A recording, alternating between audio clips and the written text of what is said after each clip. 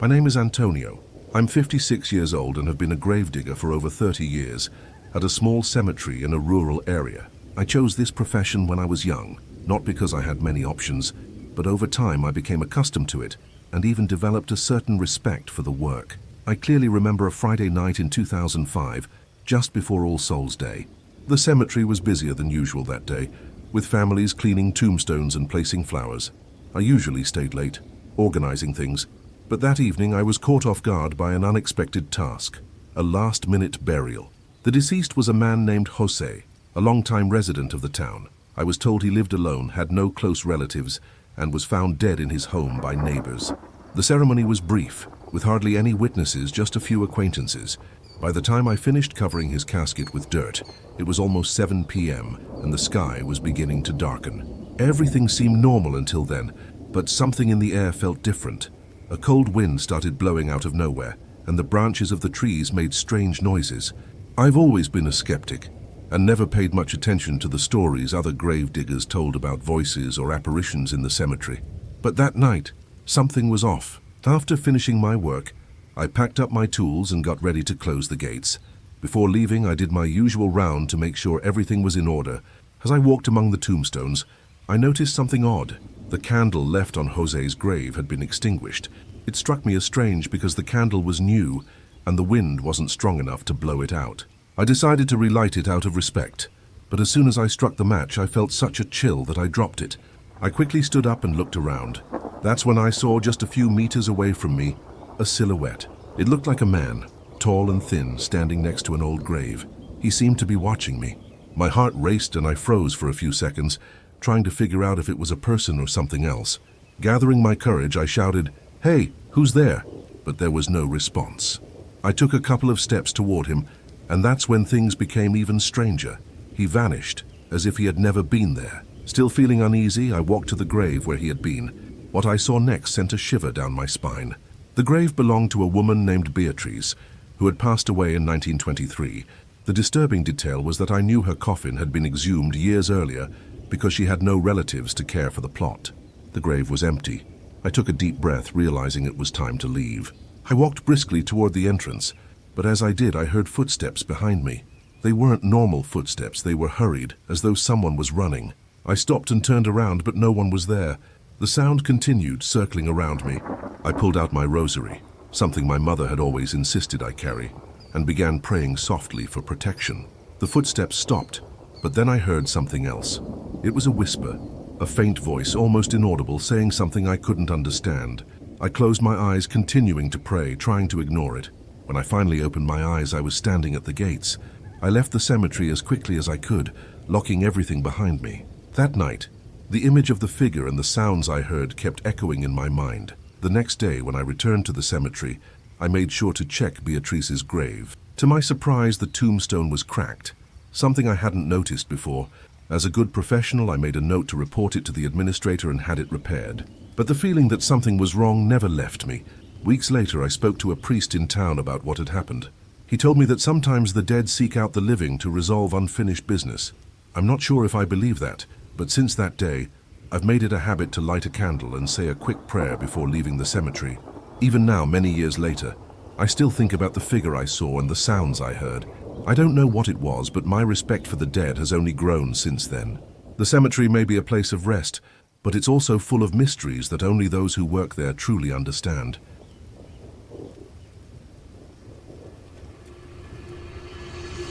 Everyone calls me Seu Osvaldo. I'm 68 years old, and I've been working as a gravedigger in a cemetery in rural Minas Gerais for almost 50 years. I started this job when I was just a young man, following in my father's footsteps, who was also a gravedigger. Over the decades, I've seen and heard things that could fill entire books, but what I'm about to tell you happened in 1983 and marked my life in a way that I've never been able to forget. This story isn't just filled with mystery, it's something I can't explain to this day, even with the help of priests or experts. It all began in late April of that year, during a period of heavy rain. The downpours made work at the cemetery extremely difficult. The ground became heavy, graves took longer to dig, and the number of burials increased because of an epidemic that was sweeping through the region. I remember it as if it were yesterday. A lady named Donna Margarida, known for being an old and respected midwife in town, passed away suddenly. They said she had been bedridden for days, but no one really knew what had happened. The only strange thing was her burial the next day. The cemetery was unusually quiet, and I took advantage of the opportunity to clean the paths. As I passed near Donna Margarita's grave, I noticed something odd. There were marks in the earth, as if someone had been digging there during the night. At first I thought it might have been dogs, but there were no signs of a complete excavation, only marks as if something had been dragged across the ground. I decided to investigate. I grabbed my shovel and began to dig carefully. To my surprise, I found the bag that her daughter had placed on the grave. It was torn and inside was a cloth doll. The doll was covered in dirt, and there seemed to be something sewn inside it. I was intrigued, and though hesitant, I felt compelled to find out what was inside. It was as if something was urging me to discover its contents. I used my knife to cut the fabric, and inside I found what appeared to be small bones. I froze. I couldn't tell if they were animal or human, but that discovery deeply disturbed me. That night, I returned home unsettled. My wife noticed I was different, but I didn't want to tell her what had happened for fear of frightening her. However, the real nightmare began in the nights that followed. It started with strange noises coming from the cemetery. Even when I was at home, I could swear I heard footsteps and voices from the graveyard. When I went back to work, I found odd signs. Tombs with melted candles, handprints on the earth, and once, even a crucifix that had been turned upside down. The most intense experience came one night when I had to do a later than usual round. As I walked through the cemetery, I heard a sound that resembled crying. It was low but constant. I followed the sound until I realized it was coming from exactly Donna Margarita's grave. I shone my lantern, trying to understand what was happening, and that's when I saw something that made my blood run cold. The earth on her grave seemed to be moving, as if something inside was trying to break free. I stepped back, paralyzed with a fear I had never felt before. I don't know how I managed it, but I ran to the small chapel in the cemetery where we kept candles and religious objects. I grabbed a rosary and started praying for protection. I stayed there until dawn, unable to go back to the grave. The next day I told everything to the town priest. He came to the cemetery, blessed the grave, and said something that still gives me chills. "Osvaldo, there are things that shouldn't be disturbed. Whatever you found in that bag was meant to stay there. Let's pray that we haven't awakened something that should have remained undisturbed." After that, he asked me to leave a candle burning at Donna Margarita's grave every night for a month. I followed his advice to the letter, but things never returned to normal. For months I continued to hear noises and felt a strange presence in the cemetery, especially near that grave. Many years later, I learned that Donna Margarita was known not only as a midwife, but also for practicing certain rituals and works that scared even the bravest people in town. Now, whenever I walk past that part of the cemetery, a chill runs down my spine, and I quicken my pace. I don't know exactly what happened, but one thing is certain. There are things in this world we should never disturb, no matter how curious we might be.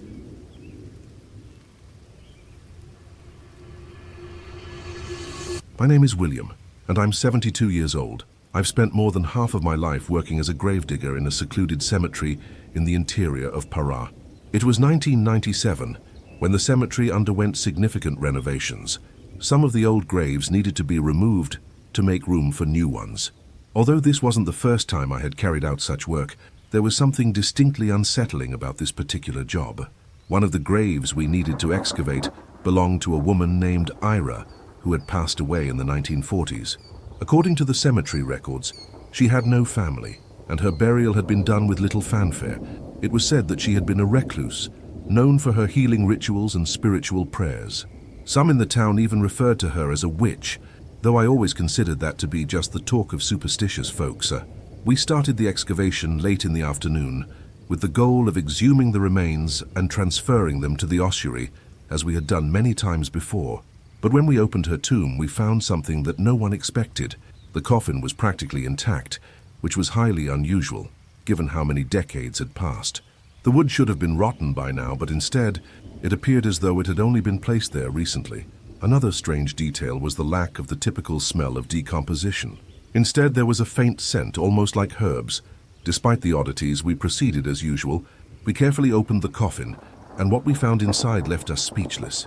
Donna Ira's body was almost perfectly preserved. It was as if she had been buried only a week ago. Her skin was pale but showed no signs of decomposition. She was wearing a white dress, which also appeared to be inexplicably well preserved. I stood frozen, unsure of what to think, while my two colleagues began whispering in fear. One of them suggested that maybe it was some sort of miracle, or even a case of natural mummification.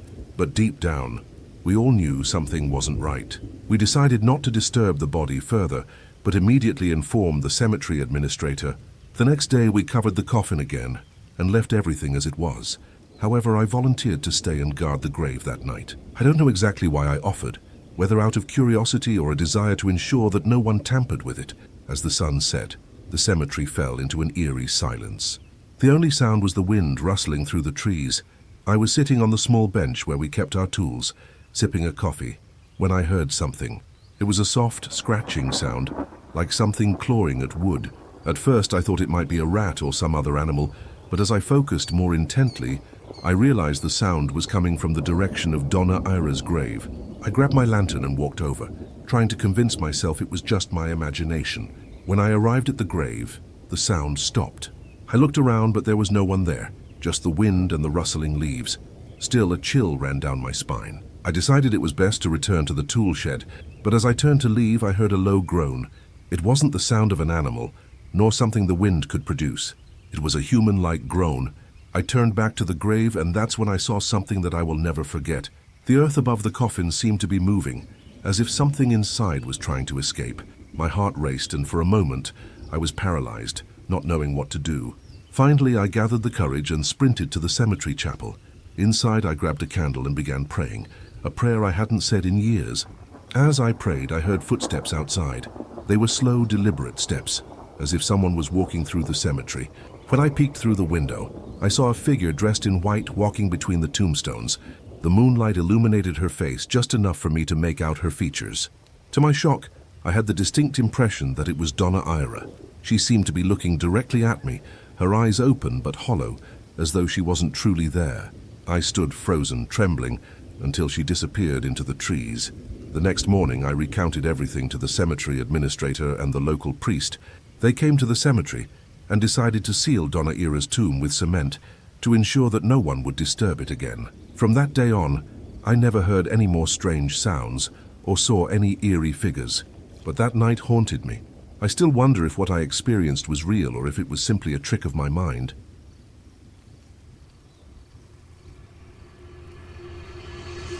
I'm 64 years old, and I've spent 40 of those years working as a gravedigger in a small cemetery in the interior of Chiara. The job was always solitary, but it never bothered me. In fact, I enjoyed the peace and quiet that came with it. However, there was one particular incident that shook my relationship with the cemetery and made me question everything I had believed about the spiritual world. It all started on a hot, oppressive night in September 1992. I remember it well because it was the hottest month of the year, and it felt as though the air was charged with something beyond just the heat. That day we buried a man named So Expedito, an old hermit who had lived in isolation deep in the woods. He was known around the region as a healer and someone who practiced spiritual rituals. Some people even called him a witch, but he never caused any harm to anyone. When he passed away from natural causes, his body was quickly embalmed and buried on the same day. His grave was located in a more remote corner of the cemetery, next to an ancient fig tree that many locals believed had an aura of heavy energy. After the burial, I went home, but I couldn't sleep. There was something in the air, an unease I couldn't shake. At midnight, I decided to return to the cemetery. I had always been a curious man, and something inside me told me I needed to go back. I grabbed my lantern and walked there since I lived just a few minutes away.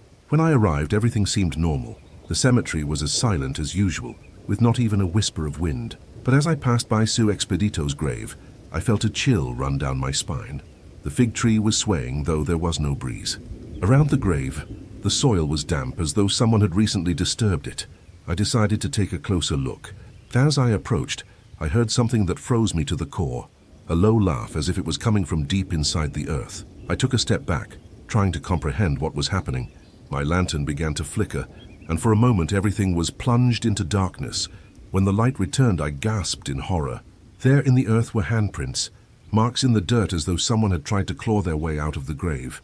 I wanted to run, but my legs wouldn't move. I stood there, frozen, as a shadow began to form near the fig tree. It was like a dark smoke, but it had a humanoid shape. There were no eyes, no mouth, no distinguishing features, but somehow I knew it was looking at me. I started whispering prayers under my breath, but the shadow seemed to draw closer. Suddenly I heard a deep, rasping voice that seemed to come from all directions at once. "You shouldn't be here." That was all it took to send me running. I dropped the lantern and fled the cemetery as fast as my legs could carry me. When I got home, I locked all the doors and windows and prayed until dawn. The next day, I went to speak with the town priest.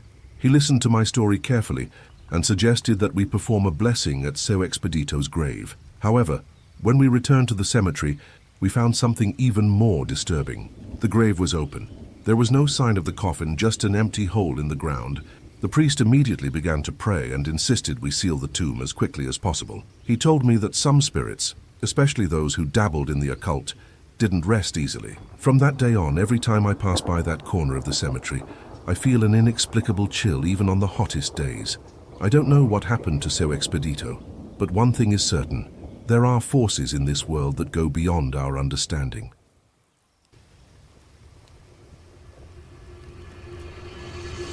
My name is Raimundo, and I spent 25 years working as a gravedigger in a small cemetery. I've always been a man of faith, but also someone who wasn't easily startled. Burying the dead requires respect, but it never really made me feel afraid, until the night I saw the shadows. It was just another Tuesday, and I had spent the entire day tending to the older tombstones. The cemetery was calm, with a gentle breeze blowing through the trees, and the sky had already darkened. I often stayed later than usual to ensure everything was in order, and that night was supposed to be no different, or so I thought. Around 9 p.m., as I was putting my tools away in the shed, I suddenly felt an unsettling sensation. A cold shiver ran through me despite the heavy heat of the night. At first, I didn't think much of it, but in hindsight, I realized that was a warning. I locked the shed and was getting ready to head out when I heard it. The first sound. Footsteps. They were light and slow, as if someone was walking among the tombstones. I stopped and stood still, waiting to hear more. I called out, thinking it might be a lost visitor, which occasionally happened. "Who's there?" My voice came out quieter than I expected, but there was no reply. I took a few steps toward where the sound seemed to come from, but I saw nothing but the shadows cast by the trees. Still, the footsteps continued. They weren't coming from any one specific place. It was as if they were all around me.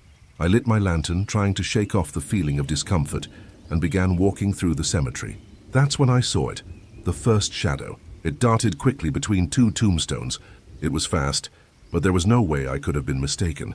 It was tall, its shape was undefined, but it seemed human. My heart raced, but my curiosity overcame my fear. I made my way to where the shadow had passed, but when I got there was nothing, just the silence.